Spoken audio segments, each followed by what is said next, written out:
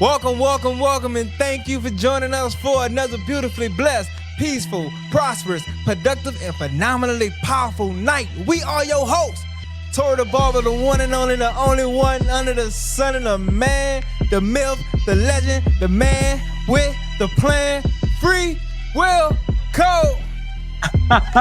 What's happening? Cody Gold in the building, aka FreeWill Code.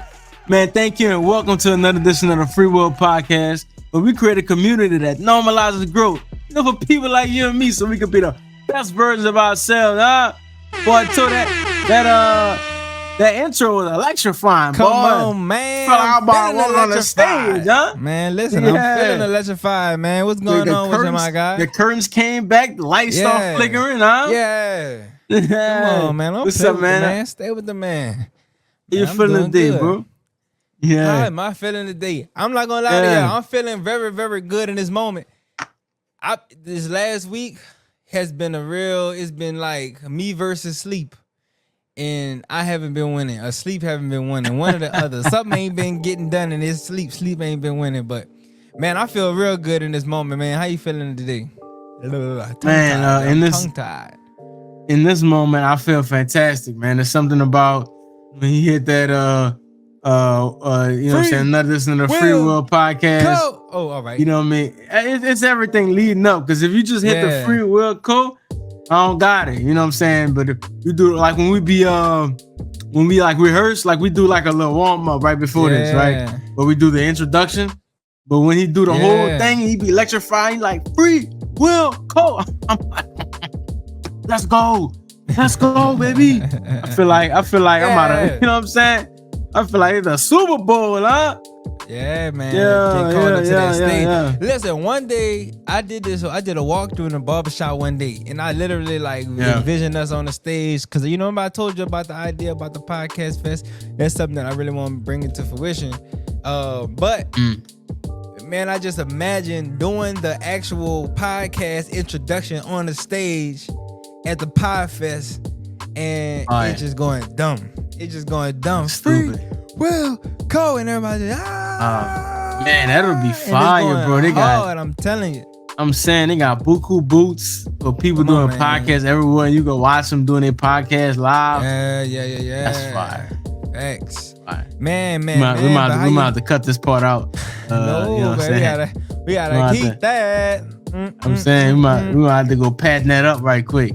Man, I'm telling podcast you, fest, huh? I'm sure I think they got a podcast fest, but they had like podcast festival before, but they ain't gonna do it how we do it. We doing that FreeWill way. Yeah, man. Some people do it that way. We do it the FreeWill way.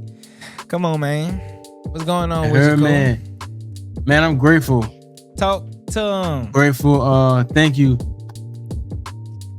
for God, man. God, and the God that I have in me, and his plans, his knowledge, his power, his wisdom. You know what I'm saying? The way he's created the world that he's created. I'm so grateful for that. Man, church today, I got the sermon was about your friends and the people around you. Yeah. Like, either already being in that group and not leaving somebody behind, or getting to that group where people are not gonna leave you behind, right? And I got people in my life like that. You know what I'm saying? I go off the grid. Toad's gonna be like, bro, what's going on? We might have to fly to New Orleans and see what's up with that boy, right? I truly feel like that, man. I have a few people in my corner. So I'm grateful for them, man. I'm grateful for all those people, man. Oh man, listen. I know who's gonna go to hell and back for me. So like if I don't answer in like 3 minutes, you know what I'm saying? That's my lady. Listen, that's my Ace Boone Coon. That's my sugar foot. My chocolate cupcake with sprinkles and cherry on top. You know what I'm saying? That's my baby cakes. You know what I mean? My one and only. Shout out her. Man, shout out my mom. Hey, shout out to my little sister, man. She listen, it's something to see. If I don't like, take your time. Do what you're supposed to do, man. Listen, do what you're supposed to do. It's not only for you. Like, you selfish. Stop being selfish. Talking about you upset, right? Like, and you don't got what you need, right? Like, it's not just for you. Do what you need to do for the people around you. Right, I'm watching this girl do 360s. Her character is changing, and a lot of things is changing around her because of that. And it's more beautiful than my own success, right? So shout out to her. Absolutely. I'm totally blessed to have that experience. You know what I'm saying? But yeah, man, what about you, too? What you grateful for? Oh, praise to the Most High. We gotta start making some more noise for God more consistently. You know what I'm saying? You got the buttons. To the Most High. Hit the button. I know. I'm saying we, but I mean me. But Shadow, man, I'm thankful, man. All praise to the Most High, man. We gotta get you a soundboard over there, Cole. Right. So you can send them damn crickets. You know what I'm saying? Oh man, I'm feeling super good. I'm grateful to be here for another day, man. And then, of course, I got my lady, man, my one and only, the only one under the sun, the first lady, the only lady. You know what I'm saying, man? Talk about support. Oh Lord, y'all see me drop? Hold on. Let me get my check. Boy got hydraulics, huh? Got that Benjamin Button right quick on them. You heard me? I was about to say, but I didn't. But look, and my lady, man, awesome, man. Talk about a support system. You know what I'm saying? And it just don't get no better. I haven't experienced better, man. I got 2 living parents, man, and one thing my daddy told me, he said, don't count the days, but make the days count. You know what I'm saying? And so I'm just grateful that I got 2 living parents and I can still share moments with them. I can still pick up the phone and call them. You know what I'm saying? And of course, I'm thankful for my wonderful, wonderful, wonderful clients. Like I told y'all, I never forget y'all. I come on here as Tori the Barber every week. You hear me? So when you hear that Tori the Barber, just know there's no Tori the Barber without y'all. You dig? And that's what I'm thankful for today. Cole, real simple, real sweet, straight to the point, cut to the chase. You hear it? Yeah, Yeah, man. Yeah, that's what's up, man. That's what's up. Go ahead on and let's go ahead. Almost. I know you had to sit on that thought for a second. You know what I mean? Let's go ahead on about our heads. Give a moment of silence. We're gonna bow our heads, but I need y'all to pick your heads up. Become a new subscriber. Yes, sir. Become a new subscriber, a new liker, and somebody who gets post notifications. Yes, Lord. Absolutely, yes, Lord. Man. Welcome to the family. Welcome to the family. We're gonna put it up there somewhere. It's gonna go chicken. Huh? We be pointed before, and that thing wasn't nowhere near where my finger was at. I was like, and that's just like the corner of my box, but that really we over there. Yeah, man. Yeah, shout out to the new subscribers. Shout out to the consistent subscribers. Shout out to those views that we be getting, and those who really watch, those who really like listening in, those who follow up, those who follow through. Man, shout out to y'all. Let me make some noise for y'all, because yeah, man, that's electrifying. That's awesome. You know what I'm saying? And something that we said that we're not gonna get too caught up in, especially in this first stretch of the podcast production. We're not watching numbers per se. We're not watching the views. We're not watching the followers per se. You know what I'm saying? Like, we're not getting caught up in the analytics. It's more so about us documenting the journey, becoming the best version of ourselves in real time. And in the likeness of that journey and that process, you're going to see a lot of improvements. You're going to see us improve, characters improve, personalities improve, professionalism improve, the podcast quality improve, guests. We're going to start having guests on here. Lord say the same sooner rather than later. And it's just going to grow. You know what I'm saying? And so that's what it's all about. You dig? Yep. Ready for it.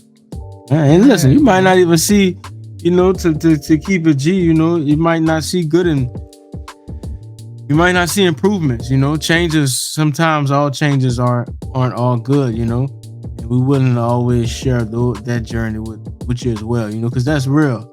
A lot of people look and they like, I'm messing up. I don't see nobody else messing up, right? That's why we keep our stuff up there. We know sometimes it's not the best that we can do, right? And it's not always, we're not always not doing the best because we don't want to or not know how to do the best, right? There's a lot of things that needs to be learned, it could be learned by experience or by guidance, and as we learn those things, we're gonna pick it up, put it down, and show you how we got into town, right? Yeah. Yeah. without further ado, Mr. Cole. Let's drop that word on the street. Word on the street. Word on the word on the word on the street.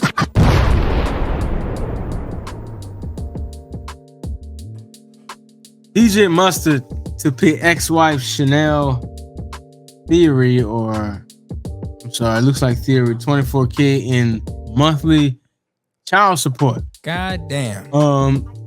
The former couple who share 3 children was split joint legal custody, with Mustard paying $24,500 a month in child support. The part of the divorce settlement, Chanel will receive a one-time payout of $350,000 for spousal support. In addition, she will retain her ownership of her successful pajama and loungewear brand, Sleepover, and along with her Tesla Model X. And that's the whole name of the brand? The Sleepover? With the Tesla Model X? With the Tesla Model X was also what she was able to keep. Yeah, she was also able to keep the Tesla Model X. Her brand is called Sleepover. It's a pajama brand or something like that. Okay. Hey man, listen. That's some bull crap, you ask me. Hell, let me tell you something. Okay, go ahead. I ain't got nothing to say. I'm still trying to get all the pieces together, Cole. I mean, I guess it's just a bracket thing. I guess when you're in a different bracket, the conversation different, the lawsuit different. I don't understand. Like, what's the principle that says that you now have to live on the same status that I live on? Like $350. That's like, that's not child support. That's you support. You know what I'm saying? So there's a lot of factors that go into that. First thing I want to know is how long were they married for? And the reason why that's relevant is because sometimes, like, what's her name? Like when what's his name? What's the producer? Big LA. He was at the Super Bowl, man. I kept drawing a blank with Eminem and all them producer. What's the producer? Dr. Dre. Oh, Dr. Dre? When Dr. Dre and his wife was married for a long time, probably around 20 years or something like that. See, when you don't have to work for 20 years because your husband's supporting you, you ain't acquiring no work skills, you ain't acquiring nothing. Like, you spoiled, you taken care of. You ain't got really no value for the world, for real. And then once you get a divorce and they got all the money and they've been supporting your lifestyle, I guess the way that the world see it is that you gotta continue to front that lifestyle for them. And so this spousal support, that's pretty much what the spousal support is doing, is like there's gonna be a huge imbalance in her life, now that she's not with you no more. And so, yeah, you gotta fuck that over. Well, my thing is, what the that gotta do with me? Huh? Come on, man. So here's my thing. Here's like, cause I did it. We chose this for a reason, not to be like, you know what I'm saying, not to be that's a better word for the one that I have in my head, but antagonistic. To my antagonistic, to my women, right? Listen, a win is a win. I'm gonna say that. A win is a win. You know what I'm saying? And she won. She found somebody successful, and she gonna be successful because of it. And shout out to DJ Mustard, with one man's obedience is connected to other people's destiny, however that destiny may be. Yeah. You know what I'm saying? However,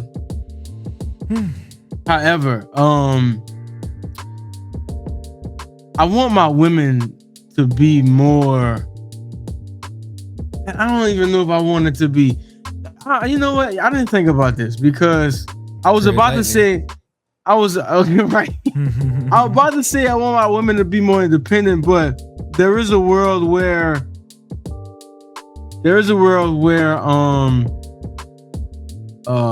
or in a favored world for me myself, of course, as well, to where the man has the dream and the woman is the aid of that dream, right? And then after that, after the aid, you know what I'm saying? After that, you don't have no more dreams. And now, you know what I'm saying? You was probably doing, because we don't know what happened. She could have been doing her part, whatever. You know what I'm saying? But I feel like in this world that we live in, you need to have your own table somehow. Somehow you need to have your own table. You know what I'm saying? And like, I just kind of frown upon the being, I don't know if the judge make them decisions or if she made the decisions. I just kind of frown upon her, like, you know, hey, give me that. Like, I need all that. You know what I'm saying? But you didn't work for it. You didn't do nothing. Like, okay, well, you aided me on it. Right. She aided him. No, I don't really think about it. Because let's be real. Okay, maybe she did. Maybe she did aid him. But it contribute. Like the shit wouldn't have popped off without any of that anyways. Like, if it was no. But you know what? Again, okay. Don't know, man. I'm being negative. I am. You know, let's say, because I'm putting myself in a position and me being positive. I would want her to be better off, to be honest. I would want her to be better off, and I would want my kids to be better off. I wouldn't want my kids to be with me and we flashing and they go over there and she got a dump and she's struggling. You know what I'm saying? Yeah. Like, that's a real thing, you know. And when you put it like that, I understand. Let me see if I can look this up real quick in real time. I understand, you know what I'm saying. I think all the intentions and the intentions would definitely matter. And the expectations, the intentions and the expectations definitely matter. Okay, cool. You know, we had a life with you, who's successful and was able to take care of our kids and put our kids in a great position. Now we have to do that, and I have to do some stuff here on my own, and we need to keep it like that, right? So I need to also have some stuff. You know, she needs to also have some stuff, or have the tools to do that. And so I kind of talk myself into another perspective. You know, y'all could see what y'all think about that. You know, drop some stuff in the comments. You know, and I'm never like. I'm not scared to be wrong. You know what I'm saying? Like, you know, I definitely didn't think much of. To be honest, I came at it with my old mindset, right? I never actually explored it. You know what I'm saying? But I still stand firm on my expectations and like make the correct move. Like, don't be greedy. You know what I'm saying? Like, get you something. My women, get you something to where you can go build something for yourself if you end up in that situation. Right? Yeah, what you think she gonna do with $300,000? What you think she gonna do? What you think she gonna do with $24,000 a month? Come on, man. I remember when I used to be tuned into DJ Academics, and he was covering when Royalty, which is Chris Brown's daughter, his baby mama was taking him to court for child support.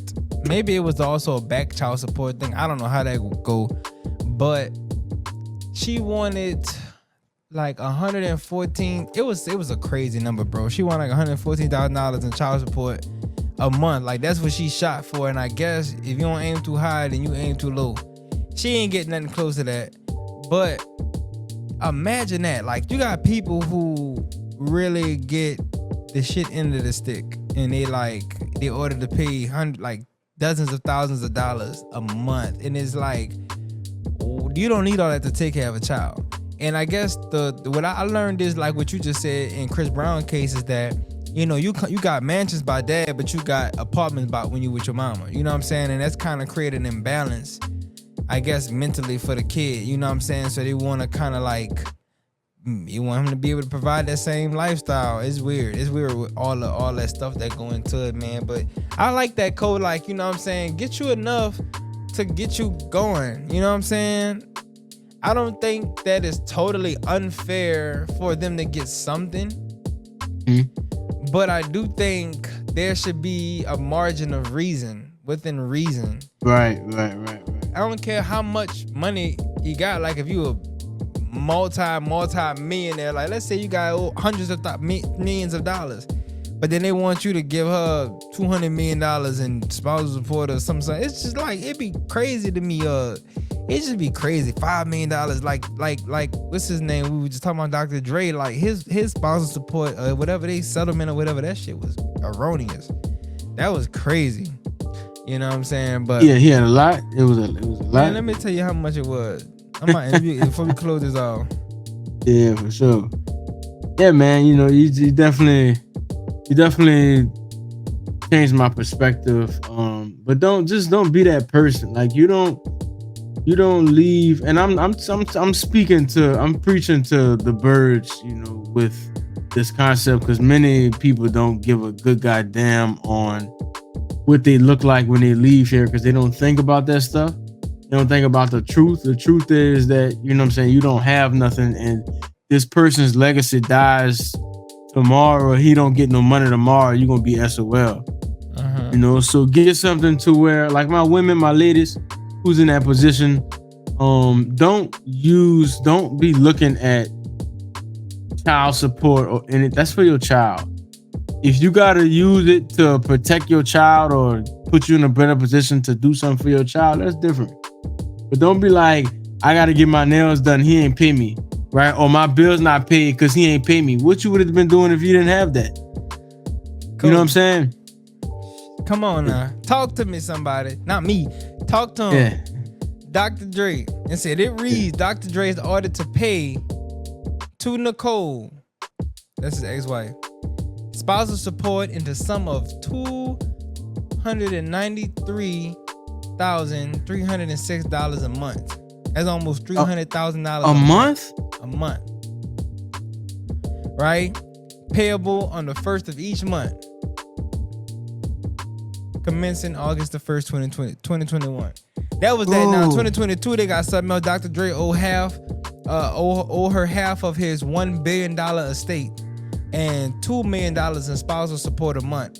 The court upheld the prenuptial agreement. According to Dr. Dre, will pay a young total of $100 million in 2 installments.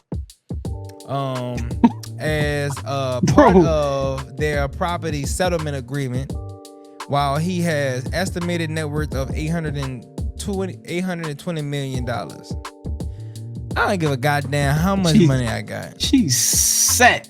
She's okay. Soaking that shit up.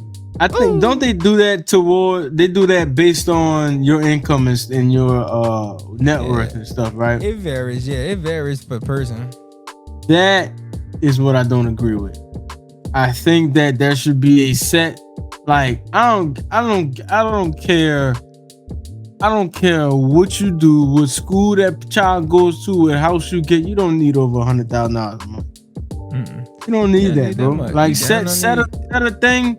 Okay, it's cool. $24,000 a month. Like set a docket for different tax brackets. You know what I'm saying? Yeah. Like set that, and that be that. You know what I'm saying? Like the man, like like you said, I don't care how much money you got. Somebody take $500,000. Come on now. And $500 million. Come on now. From you.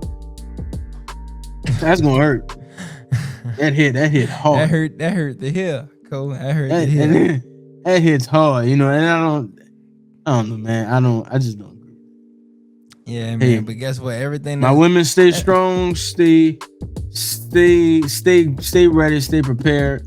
You know, the deeper thing in this, to be honest, is people getting in relationships based off of looks.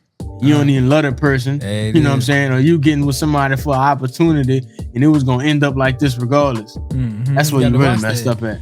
And guess what? This to my fellas. Everything that look good to you ain't good for you. Oh, tell them again. Everything that glitters ain't what? Good, everything that glitters ain't gold. Everything that look good to you ain't good for you. Shout out to Master Barber B for that. That's something that he used to say a lot. I picked up from him. Yeah. Man. But Coach, check this out.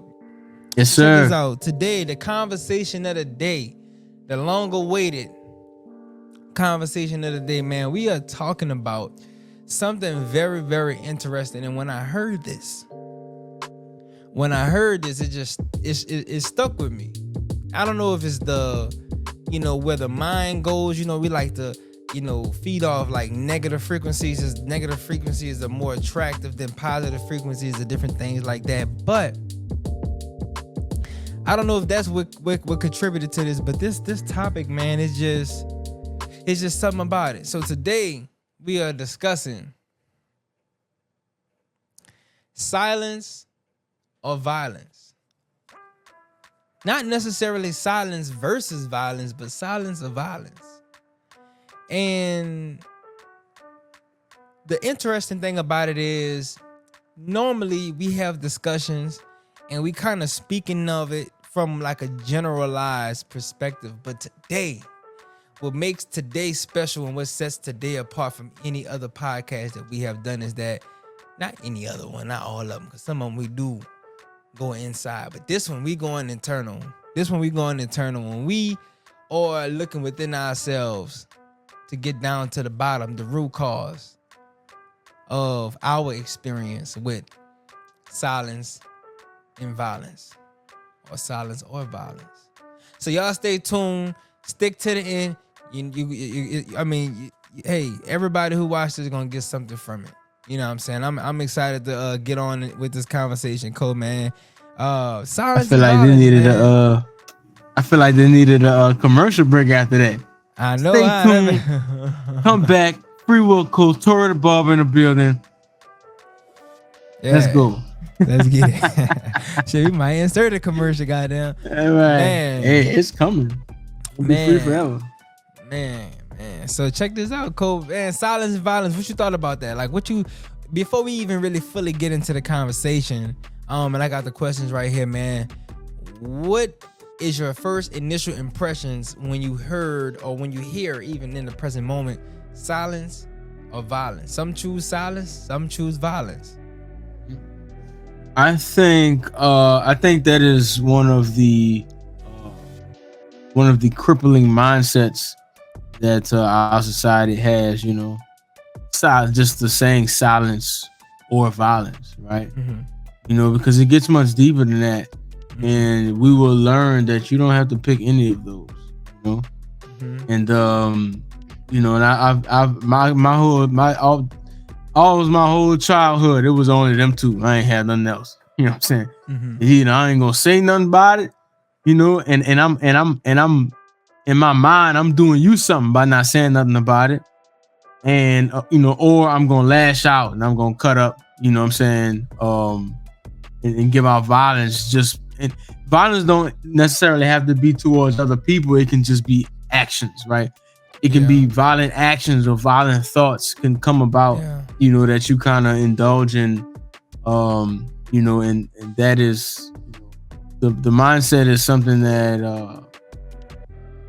it has a lot of us in the chokehold, you know, and it's installed in a lot of our brains as a program that was not doing us any good, right? Mm-hmm. That's what I think about that, man. So check this out, Cole, man. I want to thank you for that illustration that you gave with your impression on, you know, on the topic of hand today. Now, without further ado, we about to really get into this thing and crack open the shell so we can really get down to the nitty gritty and see what's really going on. You know what I'm saying? And how we have been impacted by this. You know, so first question I have for you, Mr. Cole, is where in your life have you chosen silence because you feared being misunderstood or rejected? And how has that shaped who you are today? Oh boy. Come on now. That's a generational curse breaking question right there. I felt the ground shake. Come on now. Let me think about that, man. I definitely have to go towards childhood with that one. Yeah. All right, so maybe let's see. I could choose school. I could choose my home life. Choose my home life, man. I talked about my school dynamics a couple of times. So, there was a time. That was a pretty good time where I felt that in my, you know, I went silent on my parents, right? I didn't really. I like completely disconnected myself with them, right? And I'm like, yo, you know, y'all obviously don't understand me, and y'all obviously not, don't have my best interests at heart just because of, their tactics of discipline. Yeah. And it was something that happened, and my grandma confirmed me on it. You know, grandma said, yeah, such and such and such. And I'm like, oh, for real? I thought the same thing. So I'm about to cut them off. You don't cut them off in the same house. You know what I'm saying? Yeah. How you gonna do that, right? So I find myself just like, I went to a hole where I'm like giving short responses. I'm not participating in family functions because, you know, I went silent about that thing, but what I was actually silencing was a piece of myself. You know, so I also had to withdraw that. You know, I had to withdraw a piece of my personality, you know, and it's whatever. It's my ability to speak up or just have, like, it's just like the whole section of you that says how you feel about something. I turned that off. You know what I'm saying? And so, you know, a lot of stuff happened in that period, man, to where I shaped a habit of, you know, that habit actually went on for a lot of, it probably really only ended like 2 years ago, if that, you know what I'm saying? Yeah. And I had it for a long time to where I would just choose, you know, I'm like, yo, I'm going to cut that off from you. And I'm really cutting it off from me. You know what I'm saying? So that was kind of my experience with that, man, you know, just noticing that I would silence myself from that, call myself silencing off from certain people, which was actually in turn silencing myself and silencing off a piece of my life. You know what I'm saying? Yeah. So what did it feel like for you to do that, to silence yourself, to, at least, I guess in your mind you was silencing them, or you was cutting them off, or, you know, maybe you was holding on to a grudge, and that's kind of like where that habit formed through the grudge, and now it just came a habit, and you was just holding on to that. So you started like handling certain situations like you handled that situation back in the day, like when certain situations, similar situations pop up, you like by default go to that method of handling things. Yeah, man, and I it's really bad. Like, it's really because I would call myself silencing myself while inside of a situation. Because in my mind, the way I looked at it, it's like you don't deserve for me to tell you this, but we still in a relationship. Yeah, you know what I mean. It came out big time inside of my intimate relationships. You know what I'm saying? Like friends, we just, you know, with the boys, right? We don't say nothing. We come back later. We just back on track. You know what I'm saying? Yeah. So I didn't really have to too much deal with it with my friendships, but stuff really hit the fan when I came into relationships. Yeah. And I'm silencing inside of that, and I'm like totally disconnected from that person, and I'm calling myself teaching them a lesson, but I claim that it's ass backwards. Like, yeah, you know what I mean? If that was something that you was gonna say to that person, they ain't like it, then you deal with that afterwards. Yeah. Like, let's say if you wasn't supposed to be with that person, you're not supposed to be with them. You know what I'm saying? If it ever got to that. But most of the time I realized I was just supposed to say something. Yeah. I just said something. The person ain't really have no issue with it. Even if they had an issue with it, we got through it and it's gone now. You know what I mean? Real. And I think the biggest thing that messed me up from that was my aloneness feeling.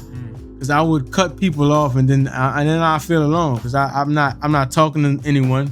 And I'm internalizing everything, you know what I'm saying? And I'm building up this resentment towards people and stuff like that when I never even gave them a chance to, I never gave them, you know what I'm saying? It's like a judge, and I'm the judge, the jury, I'm the judge, the jury, the defendant, the prosecutor, I'm everything.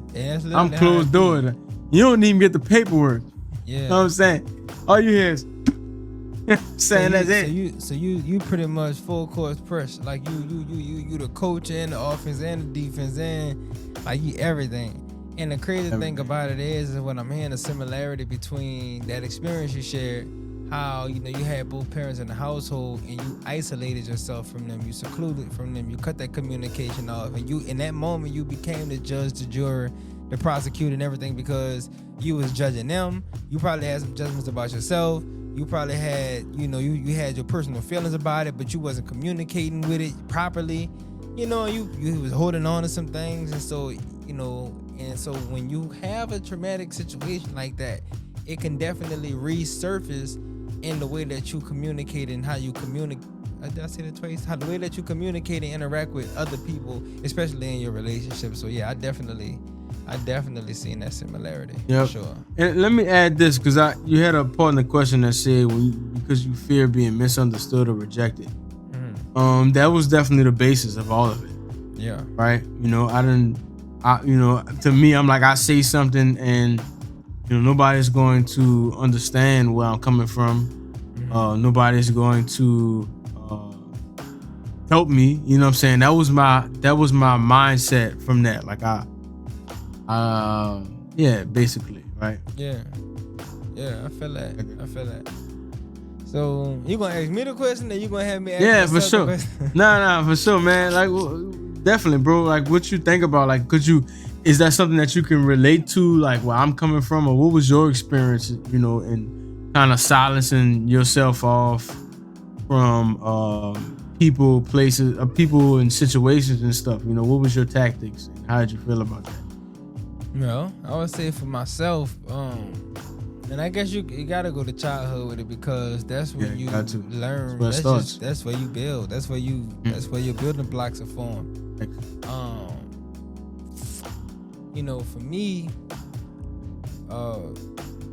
I guess in my dynamic, I was the youngest. I mean, outside of my little nephew, but I was kind of like always the youngest. So I kind of was just kind of getting in where I fit in. You know what I'm saying? And when you're the youngest, it's kind of like when you have the youngest, you have the smallest voice at the same time. Like you last chosen, you don't get considered and different things like that. And I went through a period where,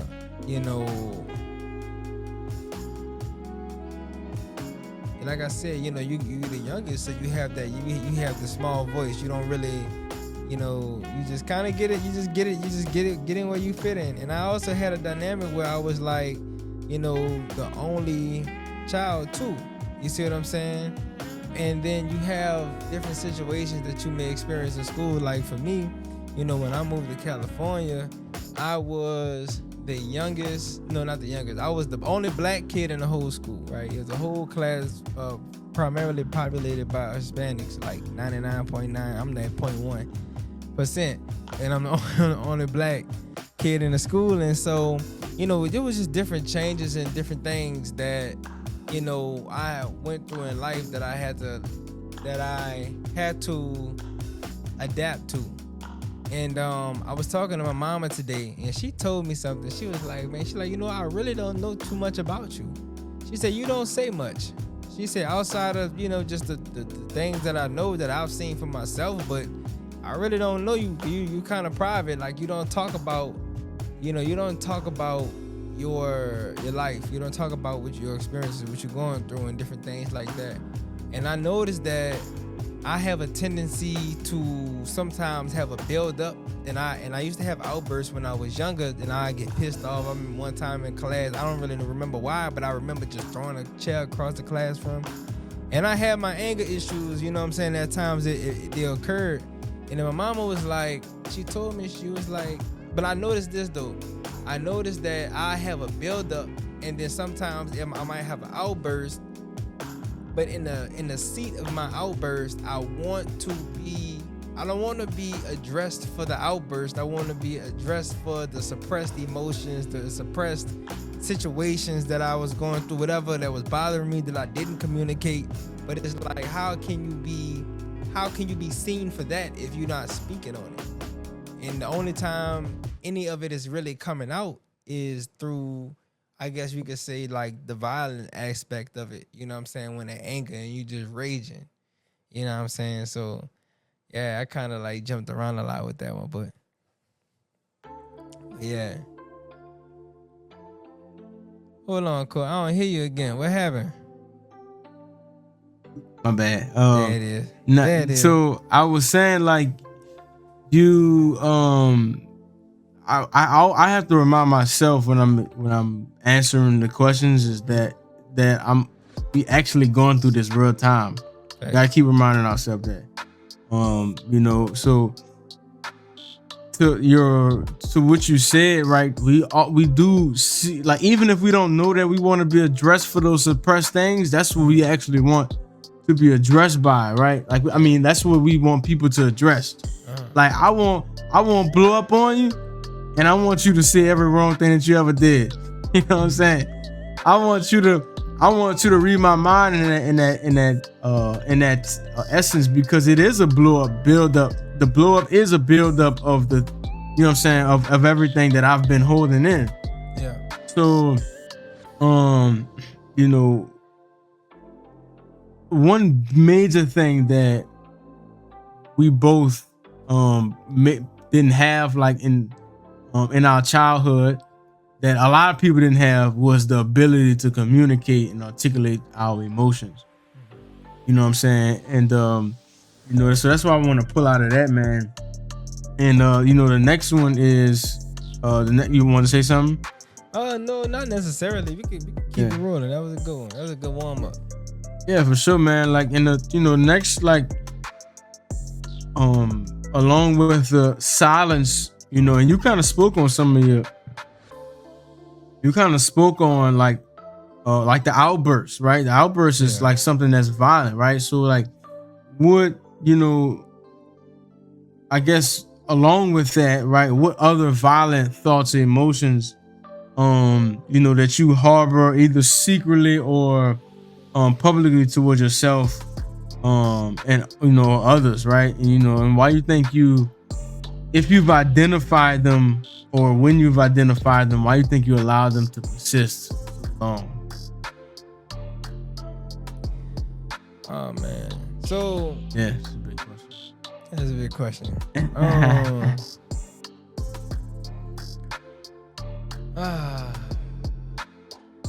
Right. So with that particular question, I think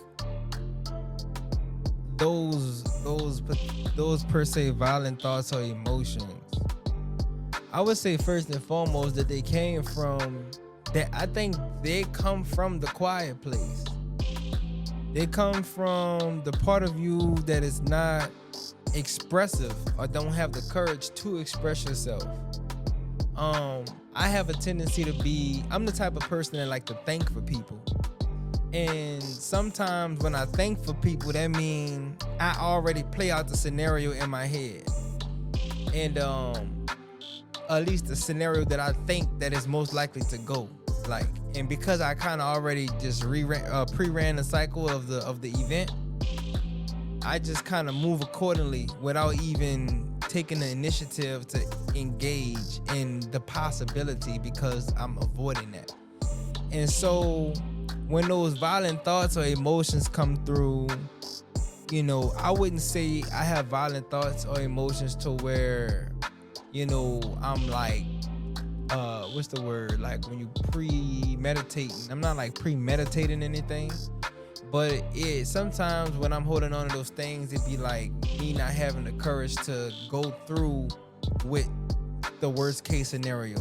And it's kind of like stirring in my mind. And for that does something to me. I mean, I can ask myself, like, why do you allow them to persist, right? Like, why do you allow those thoughts and those emotions to keep on growing and keep on banging on the door and making noise? You know what I'm saying? Like, why do you allow that to be inside of you instead of releasing that? And I'm somebody who like to avoid conflict. And because I like to avoid conflict, I would rather deal with that myself. I would rather contain and hold on to those thoughts, those emotions, and different things. Like, I'd rather just deal with that internally with myself instead of dealing with it with the other person or dealing with it with the outside world. And Cole said something about that earlier. it's like if you say it, if I say it to you, I said it because it needed to be said, and if we go this way or that way, I have it go. That's just the way that it needed to go, but it needed to come out. You know what I'm saying? And that's just something very, very major on that point, Cole. I mean, that's just kind of how I'm gonna wrap that one up. It's just like, you know, you gotta let it out. You gotta let it out, because if you don't, and it's a build up, and then it come out off a build up, that could be bad for you. That could be bad for them. You could say some things that you can't come back from, do some things that you can't come back from, and then that's more damage done. You know what I'm saying? Yeah, for sure, man. And like, you know, the what it looks like when you actually plan out scenarios in your head, it's like you setting up a movie set in the middle of the street. Nobody knows anything. You expecting everybody else to play by a beat, you know what I'm saying, to play their roles when they don't even know what their role is in the first place. Yeah. You know what I'm saying? And it's like a psychopathic kind of thing. And we don't even think about it like that, but that's what it is, right? Like, I'm definitely expecting you to act a way, and I never talk to you about it ever. Yeah. You know what I'm saying? And what we like you said, what we have to be okay with is the fact that you may not want to play that role, and the rejection that comes from that, I think, is what hurts. You know what I'm saying? Like, okay, I want you to play that role, you know, because when I was in a relationship, that's what I was afraid that it would be like, oh man, we're not gonna come to terms to this. We're gonna have to break it off. Yeah. I don't want to break it off. I'm just going we're just gonna go ahead and watch this movie like we always do and get back in our happy place, and we're gonna be good. Thanks. Right? And that's unhealthy. Yeah. That's unhealthy, and that's really, I don't know if I should say disrespectful, but you know, like, to God, because God got you already. Like, he already set you up with something. He already got a way, a process, you know, to go. And you are accepting a lesser blessing because you don't know if there's other blessings out there for you. You know what I'm saying? As it pertains to the relationship thing, and that's not the way you should be thinking, right? You know, and for me too, it was a little different with the, like, I ain't gonna lie, I premeditated a lot of stuff. Like, I actually used to think about situations before because that's what the scenarios are, right? I used to think about situations, think about how I'm gonna blow up, you know, because that was my thing in school, right? Because I'm sick of these muds, and you know what I'm saying, they keep playing with me. As soon as your boy tell me something, I'm swinging on him. You know what I'm saying? It's a wrap. I'm cutting up on him, right? That was my answer. Yeah. That was my answer to it, and my answer was definitely influenced by the buildup of emotions. Mm-hmm. And I think that's big what you said, right? The violence kind of comes from the abundance of silence. Yeah, you know what I'm saying? Sure. You know, so. Yeah, I had someone wanted to say something you were saying.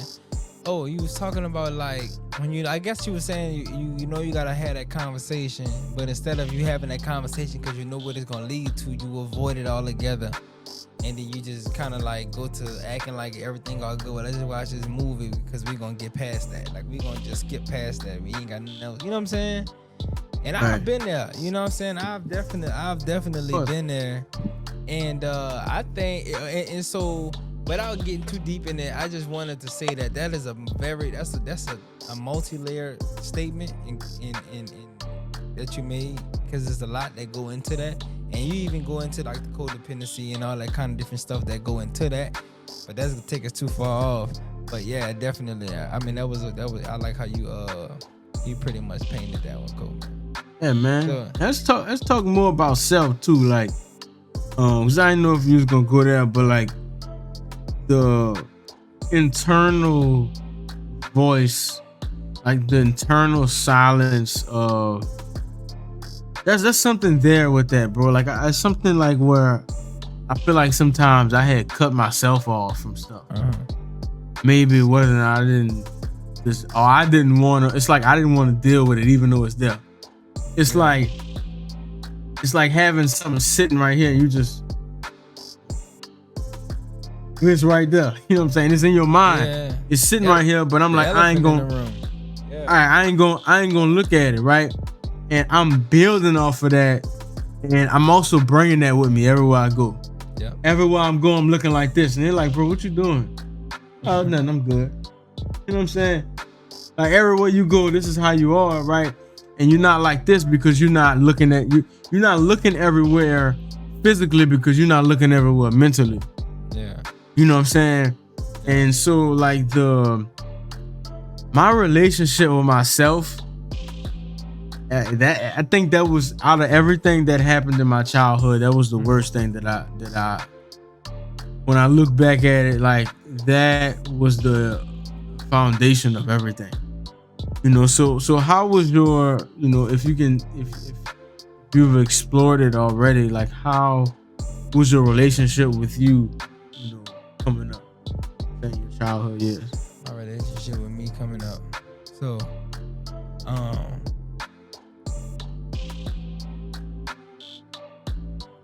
oh man, I don't even know. I don't think I really had my relationship with myself for real. I mean, I had a relationship with myself, but I didn't have a conscious relationship with myself. Like today, I'm constantly in like self-evaluation mode, you know, to where I've read things and heard things that automatically trigger self-accountability to be like, all right, bro, look, listen, you choosing to be like this, you choosing to respond like this. Or if you go back and you do this and you do that, like I gotta know what I'm doing before I do it, to the point where I'm consciously choosing to or to not do something.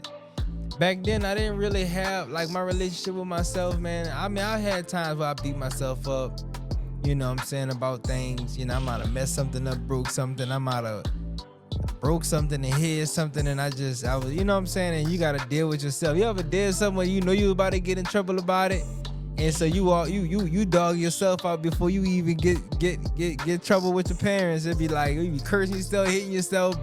It just be like, man, come on, like you just come down so hard on yourself. So I think when I was younger, I guess if I had to put it in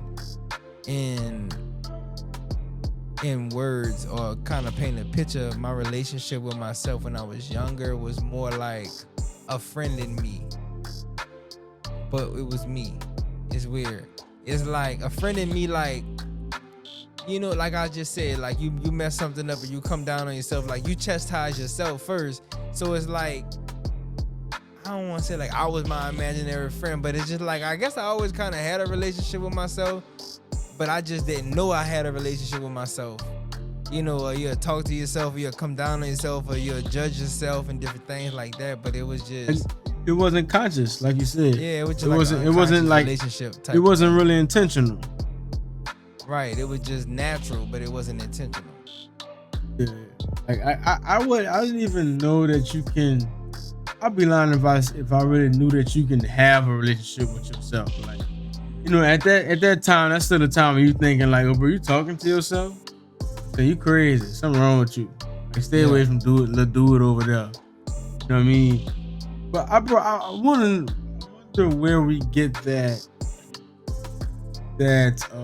degrading behavior from. You know what I'm saying? That degrades ourselves. Like, man, you retarded. Like, like, how could you ever? Kind of thing. Like, where we get that from? I think, well, what I hear a lot is that, like, you know, we could have, you know, that's something that we could have been called, you know, a lot when we was younger. Or we just seen how people was treated for doing certain things. So we just learned that when you make mistakes like this is how you deserve to get treated. And so we rendered those same punishments and judgments upon ourselves. We call ourselves stupid, man. Like, you know what I'm saying? And I think, I think it's not always a straight line connection with those type of things, because I do notice that, you know, we have a tendency to treat ourselves, we treat other people like we treat ourselves, more or less. You know, the some of the worst things we think about ourselves, we see that in other people.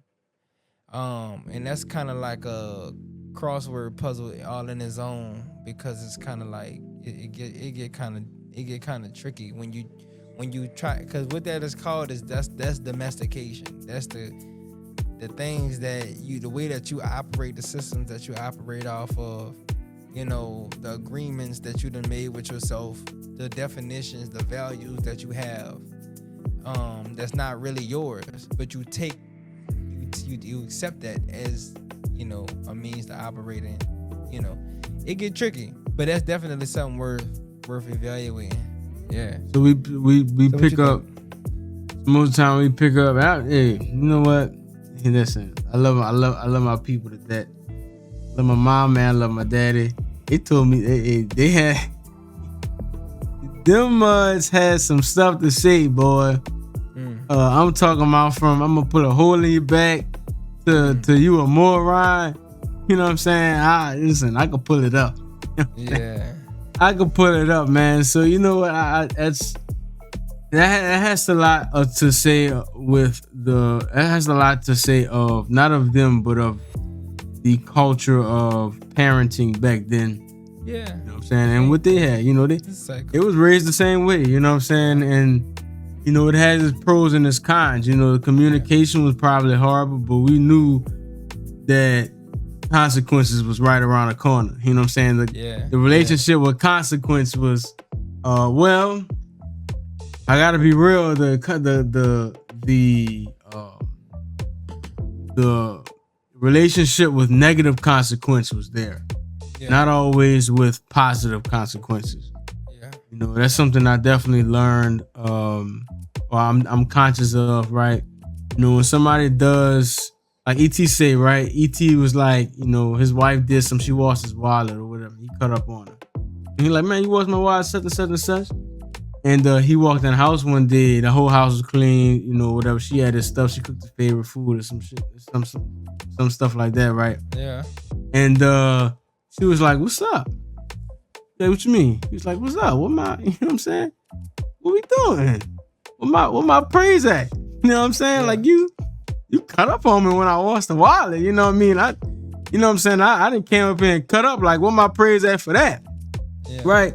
And so it's like we become accustomed to give more energy to the negative stuff, and when the positive stuff, we just like, oh, he's supposed to do that. Yeah. That's how it's supposed to be, right? That's how it's supposed to and be. That couldn't be further from the truth. Like, you want to, it's like there's a reward at the end. There's something at the end, right? And I wonder if is reward always positive? Like the reward just means what you get from doing the thing, right? Yeah, you could put it like that. Just like consequence. Consequence typically have a negative connotation, but that don't have to necessarily be a bad thing. Right. Consequence is just what happens after, you know what I'm saying? Like the effect of the cause. Yeah. Right. So if every time, if I'm always getting rewarded negatively, from something, and I'm not getting rewarded from that at all, like what am I even supposed to do?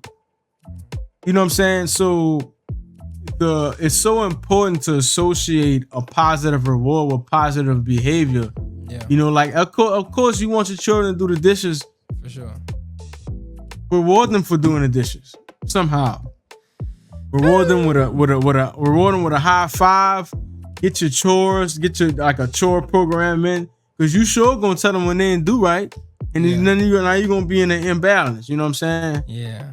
That's a whole another thing. I refer to the courage to be disliked or not. I mean a lot. And something that style of philosophy speak against it speaks against the reward and punishment system.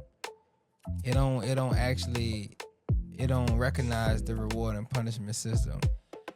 Instead, they have, and it don't have to just be with your kids, but it could be with your subordinates at work, your co-workers, and they don't with yourself, right?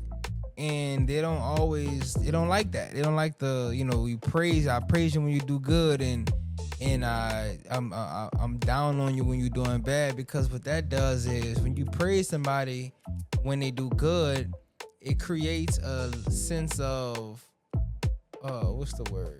It's almost like it creates like a dopamine. Let's just, because we use that a lot. So imagine every time you get praised, you get like a hit of dopamine. And so you get addicted to the praise. So now you start to perform for the praise. Now you're doing things for the praise, not so much for the thing itself. You know what I'm saying? And then so now you have like in kids, it looks something like the kid who's throwing a tantrum. Like they can't get the praise for doing something positive, so they're gonna inadvertently do something negative. They're gonna cut up, they're gonna kick, they're gonna throw a tantrum because they want the attention. Now I'm saying praise, but praise can also just be attention, period. And so now we got the social media thing going on to where everybody wants attention. That's what it's all about, attention. Ask yourself, I don't know, I don't see you post like talking about the code, but you tell me the last time I posted something on Instagram. But not even this month. This month don't count because I really been off Instagram for about a month. But I don't post because I had to ask myself, why do you post? Like, why do you actually post? Why does it matter? You know, I got my phone like this and I got my outfit on and I'm taking a picture. Like, why does it matter that people see what you got on today? Or they see that you smoking, or they see that you drinking, or they see that you at a party. Like, why do you want to share what you're doing with the world? What does it matter? I don't know. That's just my thought. So I asked myself that, and I'm like, what do I expect? Because what I'm gonna do is I'm gonna go to my views, and I'm gonna see. I'm gonna look at who all seen it. I'm gonna go look at how many likes I got, or how many comments I got, the engagement. Anyways, I'm taking this into a whole nother direction. But all in all, Adlerian psychology don't like to praise. So they like this thing to where like you treat people as equals, even your kids. They don't look at it like I'm superior to you. They look at it like we're equal. Not how we was raised and be like, you know, you're not my equal. Like I'm the parent, like you're the parent, yes. But instead of saying good job for doing the dishes, say thank you for doing the dishes. Just thank them. Just say thank you, and that's how you acknowledge one's personality, and they call that respect. That's how you give respect. Just thank you. Yeah, thank you for doing that, bro. I appreciate that, because you contributed to something. You contribute something that benefited me in a positive way, instead of me like, man, good job. Because they say when you praise somebody and congratulate them for doing something, it's coming from a place of, how do they phrase it? Like as if they didn't. Inability to do it. Like you had an inability to do it, but then you proved to me that you could do it. It's weird how the philosophy did it. Yeah, but that's something to look into, and that's something to get into at a deeper at a later time. Yeah, for sure. Like not like, wow, oh my God, you did it. This is just like, okay, you did this. I appreciate that. Man, I appreciate that, man. Bro. Thank you. You're the man. Yeah. You're still doing your thing with that. You know? More or less, yeah. Right, cool. Right. So, man, look, cool, man. You know, to be honest, I think with this particular conversation and this topic, so, you know, this you know, it's a lot of fire points. There's a lot of soul searching up in these questions in this conversation, Cole. So what I'm gonna bid is that we actually press pause for a worthy cause. We're gonna actually part 2 this thing, Cole. What you think about that? I think this is definitely a conversation worth a part 2, maybe even a part 3, because I mean, we just gotta see where we want to cap it at. But yeah, man, this was a real good conversation, to say the least. And for sure. For the first time, maybe you too, even like you said earlier, like we are channeling, you know, the answers to these questions, our younger selves, in real time. You know what I'm saying? So man, I reflected on some things that I haven't reflected on since I experienced it. Right, hey, that's a fact. Since I experienced it, I had to go talk to my 3-year-old self right quick. Facts, bro. I had to talk to 11-year-old Cole right quick to see what was going on.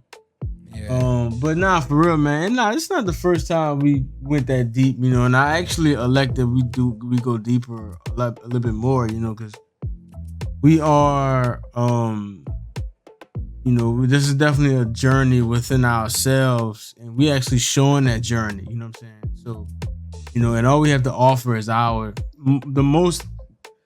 biggest and the most powerful thing that we have to offer is our experience. You know what I'm saying? And you know, and our growth and the way we do it, right? You know, It's not always pretty and stuff like that, but we gonna come up here and we gonna get it done. We got a part for that thing, right? Cause this a life lesson.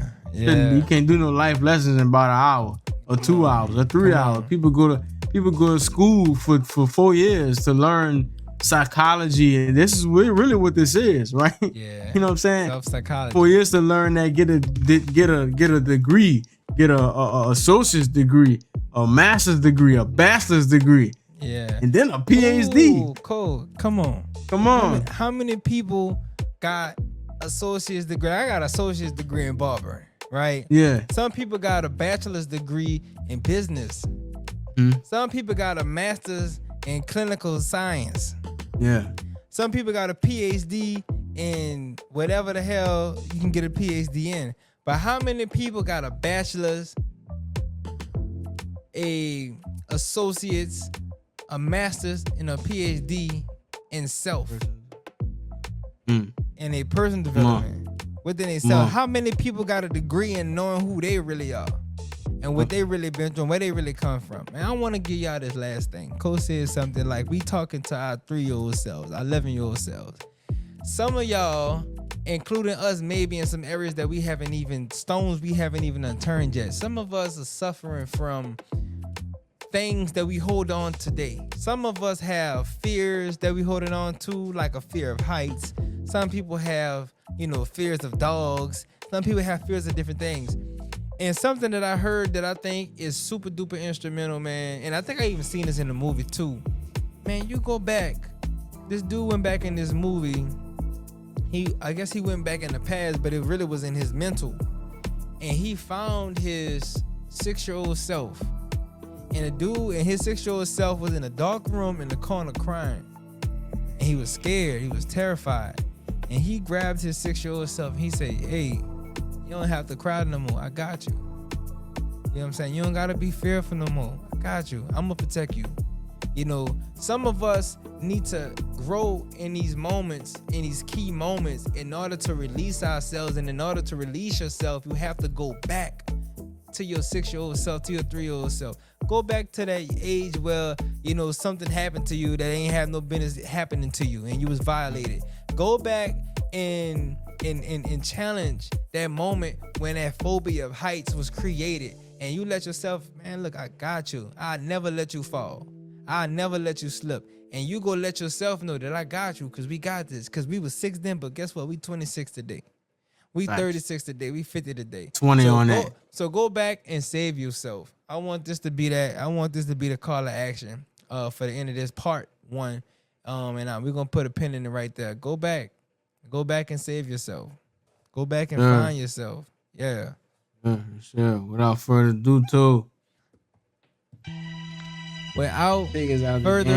ado, man, this was an awesome conversation. Thank y'all for being the best part of the FreeWill podcast, man. Thank y'all for each and every person who show up weekly in attendance and who is actually attentive, and those who actually gain from these conversations, because this is what we do it for. And man, I love to be here. I know damn well Cole love to be here. And I know each and one of y'all that have committed and that have subscribed and that actually watched the podcast, y'all love the conversations just as much as we love having the conversations. If you want to join the conversation, feel free to shoot us a comment, or you can DM us on the Instagram page, the FreeWill podcast Instagram page. Find some way to communicate with us and let us know you want to be a part of the conversation. If you know us personally, you can reach out to our personal phone numbers. But man, we would love to have y'all to be a part of the conversation and together create a community where we become the best versions of ourselves. Without further ado, I know that was a lot, but man, thank y'all. We hope y'all enjoy this conversation and stick around for part 2.